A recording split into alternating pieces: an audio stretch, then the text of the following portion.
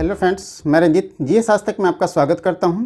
दोस्तों, BSSC CGL की vacancy बहुत जल्द आने वाली है और लगभग 2000 से अधिक पदों पर वैकेंसी आएगी। इसका नोटिफिकेशन बहुत जल्द बीएसएससी के द्वारा जारी किया जाएगा। तो आज हम लोग इस वीडियो में ये जानने का प्रयास करेंगे कि बीएसएससी सीजीएल 1 और 2 में क्या कट ऑफ रहे हैं और आने वाले समय में बीएसएससी सीजीएल में कट ऑफ का क्या स्कोप हो सकता है। मतलब आज हम लोग ट्रेंड एनालिसिस करने वाले हैं कि बीएसएससी सीजीएल में कट ऑफ का ट्रेंड एनालिसिस क्या है और सीजीएल 3 में क्या होने की संभावनाएं हैं। तो ये वीडियो काफ़ी महत्वपूर्ण होने वाला है, वीडियो को अंत तक देखें। अगर हमारे चैनल पर नए हैं तो इसे सब्सक्राइब कर ले और बेल आइकन का बटन जरूर दबाएं ताकि जो भी मैं वीडियो बनाऊँ उसका नोटिफिकेशन आपको सबसे पहले। बीएसएससी सीजीएल का सिलेबस क्या है, इसकी तैयारी कैसे करनी है, कौन कौन से बुक्स पढ़ना है, इन सभी के बारे में मैंने वीडियो बनाया है।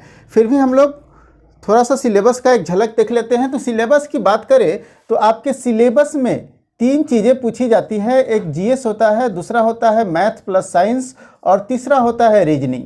ठीक है, जीएस भी 50 क्वेश्चन पूछे जाते हैं, मैथ साइंस से भी 50 क्वेश्चन और रीजनिंग से भी 50 क्वेश्चन पूछे जाते हैं। जैसा कि आप लोग को मालूम है कि कुल 150 प्रश्न पूछे जाते हैं, मतलब 150 प्रश्न पूछे जाते हैं और एक प्रश्न 4 मार्क्स का होता है, मतलब कुल 600 अंकों का एग्जाम आपका होता है। ठीक है, 600 अंकों का एग्जाम होता है। दोस्तों, जैसे निगेटिव मार्किंग भी होता है और निगेटिव मार्किंग कितना होता है, अगर आपका एक प्रश्न गलत हो रहा है, ठीक है, तो 1 अंक काट लिए जाएंगे, 1 अंक काट लिए जाएंगे।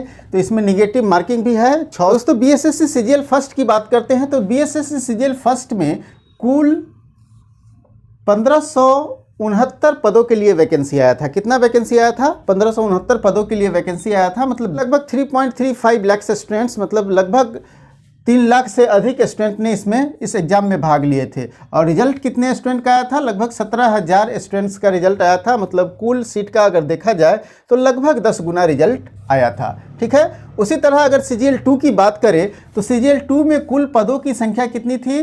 3,295 पद थे, जिसमें लगभग 6 लाख स्टूडेंट्स अपियर हुए थे, 6 लाख स्टूडेंट्स अपियर हुए थे।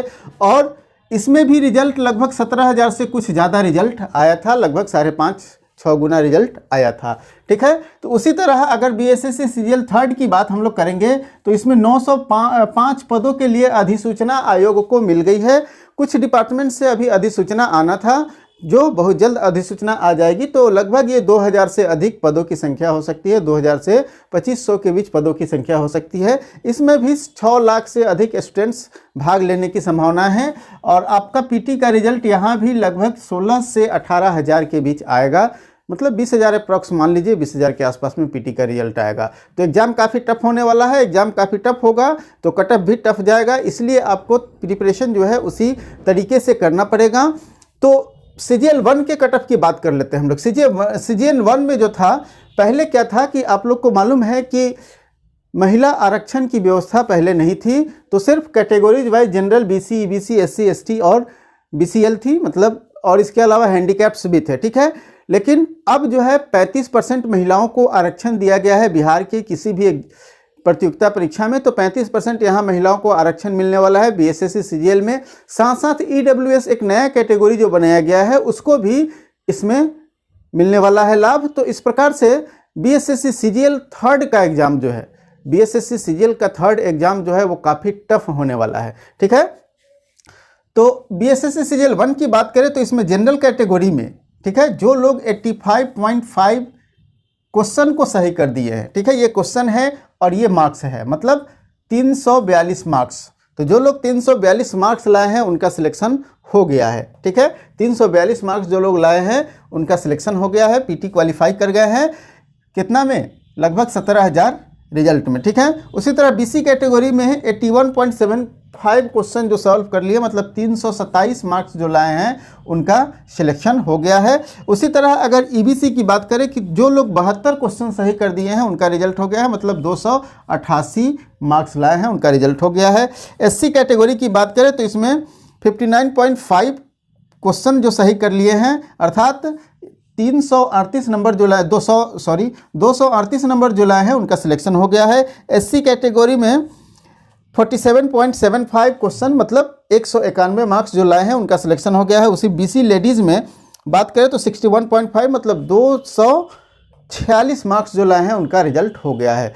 तो इस प्रकार से देखा जाए तो बीएसएससी सीजीएल का कट ऑफ जो है वो ज़्यादा नहीं कहा जा सकता है। बीएसएससी सीजीएल का कट ऑफ लगभग सामान्य तरीके से गया है, लेकिन बीएसएससी सीजीएल में यही कट ऑफ बढ़ गया है, सीजीएल 2 में ये कट ऑफ बढ़ गया है।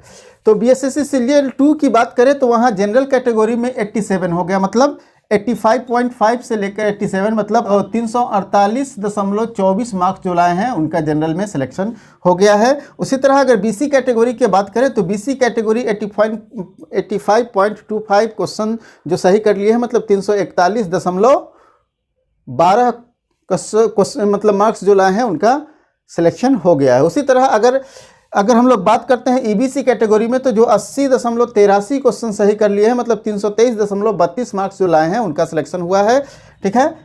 और उसी तरह से एससी कैटेगरी में जो 72.34 प्रश्न सही किए हैं, मतलब 289.36 मार्क्स जो लाए हैं उनका सिलेक्शन हो गया है। उसी तरह एससी कैटेगरी की बात कर लिए, एसटी कैटेगरी में 71.10 क्वेश्चन जो सही किए हैं, मतलब 284.40 प्रश्न जो सही किए हैं वो आपको रिजल्ट लाए हैं। और उसी तरह बीसी महिला 78.84 मतलब 315.36 मार्क्स जो लाए हैं उनका रिजल्ट हुआ है। तो ये आप देख रहे हैं कि कट ऑफ किस तरह से ट्रेंड कर रहा है। कट ऑफ जो है बीएसएससी सीजीएल 1 की अपेक्षा बीएसएससी सीजीएल 2 में कट ऑफ जो है वो बढ़ रहा है, ठीक है।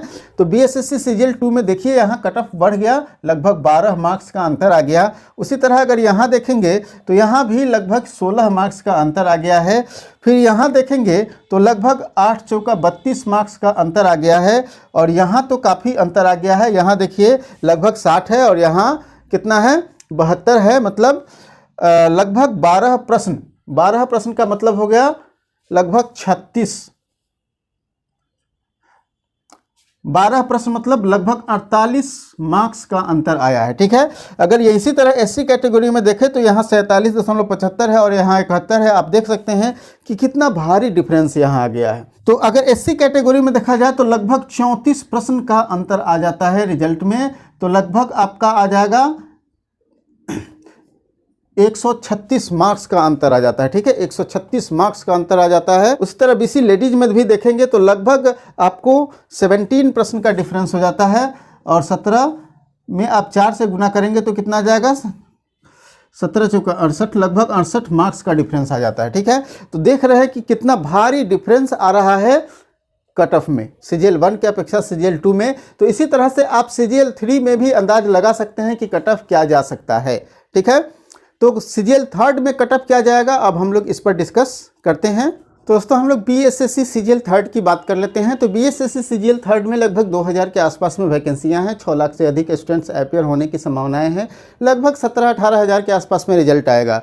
तो इस सिचुएशन से देखा जाए क्योंकि कट ऑफ जो है वो बीएसएससी सीजीएल 1 की अपेक्षा सीजीएल 2 में काफ़ी डिफरेंस देखा गया है। तो ऐसा नहीं है कि इसमें डिफरेंस नहीं बढ़ेगा, डिफरेंस बढ़ेगा ही, क्योंकि डिफरेंस बढ़ने के पीछे कई सारे रीजन हैं। कई सारे रीजन यह है कि लोग लंबे समय से बीएसएससी सीजीएल 3 का इंतजार कर रहे हैं। बहुत सारे लोग बहुत पहले से प्रिपेयर कर रहे हैं, ठीक है। बहुत पहले से प्रिपरेशन के कारण क्या है कि बहुत सारे लोगों की तैयारी काफ़ी बेहतर है और तैयारी बेहतर होने की संभावनाएँ अधिक है। साथ साथ यह भी देखने को मिलता है कि पहले की अपेक्षा लोग जो है अब जो ज़्यादा फोकस्ड होकर पढ़ाई कर रहे हैं, ठीक है, फोकस्ड होकर पढ़ाई कर रहे हैं। तो ऐसी सिचुएशन में कट ऑफ थोड़ा हाई जाने की संभावनाएं हैं। जैसा कि आप लोग देख लिए हैं कि 66वीं बीपीएससी में कितना कट ऑफ एकाएक जंप कर गया है। तो उसी हिसाब से अगर देखा जाए तो अगर आप जनरल कैटेगरी में हैं, जनरल कैटेगरी में अगर मेल हैं तो आपको 95 प्लस करके आना पड़ेगा, तभी आप रिजल्ट के लिए आशान्वित हो पाएंगे, ठीक है। उसी तरह अगर फीमेल की बात करें तो 85 प्लस जो करके आएंगी उन्हीं का रिजल्ट हो पाएगा। उसी तरह अगर हम लोग बात करते हैं बीसी कैटेगरी में तो ये जनरल कैटेगरी हो गया। अब हम लोग बीसी कैटेगरी की बात करें तो बीसी में जो मेल हैं वो 93 प्लस करके आएंगे तो रिजल्ट हो जाएगा, और फीमेल में 83 प्लस करके आएंगे उनका रिजल्ट होगा, ठीक है। उसी तरह अगर ईबीसी की बात करें तो ईबीसी कैटेगरी में जो लोग 90 प्लस हैं उनका रिजल्ट हो जाएगा, और फीमेल में 80 प्लस जो लोग लाएंगे उनका रिजल्ट हो जाएगा। उसी तरह अगर एससी कैटेगरी की बात करें तो एससी कैटेगरी में 88 प्लस जो लाएंगे उनका रिजल्ट हो जाएगा। क्वेश्चन की बात कर रहे हैं हम लोग, क्वेश्चन 78 क्वेश्चन जो सही कर लेंगे उनका रिजल्ट हो जाएगा। उसी तरह अगर एसटी कैटेगरी की बात करें तो ST कैटेगरी में जो लोग 87 क्वेश्चन को सही कर लेंगे और फीमेल में 77 क्वेश्चन से अधिक को सॉल्व कर लेंगे, उनका रिजल्ट हो जाएगा।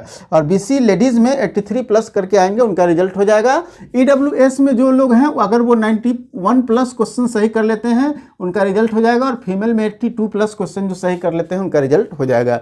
अगर इस एक्सपेक्टेड कट ऑफ को अगर मार्क्स में तब्दीलित किया जाए, मार्क्स में बदला जाए, तो जो लोग जनरल में 380 नंबर लाएंगे उनका रिजल्ट होगा और फीमेल 340 लाना पड़ेगा रिजल्ट लाने के लिए। इससे अधिक की बात कीजिए, इससे कम होने की संभावनाएं नहीं है। उसी तरह BC में जो लोग 372 से अधिक मार्क्स लाएंगे और महिला लोग 332 से अधिक मार्क्स लाएंगे, उनका रिजल्ट हो जाएगा। अगर EBC कैटेगरी की बात करें तो 360 प्लस नंबर जो लाएंगे और महिलाएं 320 प्लस नंबर लाएगी तो उनका मार्क्स सिलेक्शन हो जाएगा। उसी तरह SC कैटेगरी की बात करें तो जो लोग 352 प्लस नंबर लाएंगे और महिलाएं 288 प्लस नंबर लाएंगी तो उनका सिलेक्शन हो जाएगा। अगर ST की बात करें तो 348 प्लस मार्क्स जो लाएंगे और महिलाएं अगर 308 प्लस मार्क्स लाती हैं तो उनका सिलेक्शन हो जाएगा। ठीक है। उसी तरह BC लेडीज़ में जो लोग 332 मार्क्स लाते हैं, उनका रिजल्ट हो जाएगा। अगर हम लोग बात करते हैं EWS का, तो जो लोग 364 से अधिक मार्क्स लाएंगे, उनका रिजल्ट हो जाएगा। और 82 मतलब 328 प्लस महिला जो EWS में हैं, वो अगर लाती हैं मार्क्स तो उनका रिजल्ट हो जाएगा। तो ये जो है वो एक एक्सपेक्टेड कट ऑफ है, एक संभावित कट ऑफ होने की संभावनाएं हैं। क्योंकि संभावित कट ऑफ जो है, अगर आप लोग इस टारगेट को पार करना चाहते हैं, अगर इस टारगेट को पार करना है, तो मैं कहता हूं कि आप लोग 110 प्लस मार्क्स मतलब क्वेश्चन सही करने का रखना है कि हमको 110 प्लस प्रश्न को सही कर लेना है। क्योंकि डेफिनेट रूप से एक आध प्रश्न आपका 4-5 प्रश्न जो है वो गलत हो जाएगा, तो वैसी सिचुएशन में निगेटिव मार्किंग में चला जाएगा। ठीक है। अगर आप 110 प्लस नहीं करके आ रहे हैं तो फिर रिजल्ट की संभावनाएं कम हो जाएंगी। ऐसे आपका रिजल्ट तो इतना पर ही हो जाएगा, लेकिन क्या होता है कि जो आप सही बना रहे हैं, ठीक है, सही बना रहे हैं, आपको तो लगता है कि सही है, लेकिन कुछ प्रश्न उसमें से सही वाले में से भी गलत हो जाते हैं। वो एग्जामिनेशन का एक मतलब क्या कहते हैं, एग्जाम फोबिया होता है, उसके कारण हो ही जाता है। ठीक है। तो आपको पता है कि 50 नंबर का रीजनिंग है, तो इसमें से आप 45 प्लस करने का प्रयास करेंगे। अगर 25 नंबर का मैथ पूछा जा रहा है, 25 से 30 नंबर का रहता है, तो इसमें आपको 20 प्लस करना है और ये हो गया आपका 65। साइंस की बात करें तो साइंस में भी आप 20 प्लस करने का प्रयास करेंगे तो आपका हो जाएगा 85। और GS में भी अगर आप 50 में से 30 प्लस कर लेते हैं तो आपका 100 कितना हो जाएगा, 15 क्वेश्चन। ठीक है। तो इस तरह से अगर टारगेट लेकर चलते हैं तो आपका रिजल्ट श्योर होगा। और ये कट ऑफ का जो ट्रेंड एनालिसिस है आपने अच्छी तरह समझ लिया है, देख लिया है क्या कट ऑफ होने वाला है। अगर इसी तरह से ट्रेंड चलता रहा तो कट ऑफ ये जानने की संभावनाएं हैं। तो डेफिनेट रूप से आपको अभी से तैयारी शुरू करनी चाहिए, क्योंकि अगर वैकेंसी आ जाती है तो बहुत कम समय मिलेगा, आपको 4-5 महीने का समय मिलेगा, इसी में आपको तैयारी करनी पड़ेगी। लेकिन आपको पहले से मालूम है कि मैथ और रीजनिंग है, तो मैथ रीजनिंग के लिए काफ़ी प्रैक्टिस करने होते हैं, निगेटिव मार्किंग को ध्यान में रख के भी प्रैक्टिस करने होते हैं। तो वैसी सिचुएशन में 3-4 महीने में आप तैयारी नहीं कर पाएंगे, इसलिए तैयारी को अभी से जारी रखें। और जैसा कि आयोग ने बताया है कि आपकी वैकेंसी जो है वो मई के पहले सप्ताह में आने की संभावनाएं हैं, तो अब समय भी नहीं है आपके पास, अभी से तैयारी में लग जाइए, जी जान से लग जाइए और 110 प्लस करना है आपको। मैं अगला वीडियो अगर आप लोग कहेंगे तो अगले स्ट्रेटजी लेकर आऊँगा कि आप लोग 110 मार्क्स कहाँ से ला सकते हैं, कैसे ला सकते हैं, हमें कमेंट में ज़रूर बताएंगे। अगर ये वीडियो पसंद आया हो तो लाइक कीजिए और दोस्तों के साथ भी शेयर कीजिए ताकि उन्हें भी इस वीडियो का लाभ मिले। फिर मिलते हैं हम लोग अगले वीडियो में एक नए टॉपिक के साथ।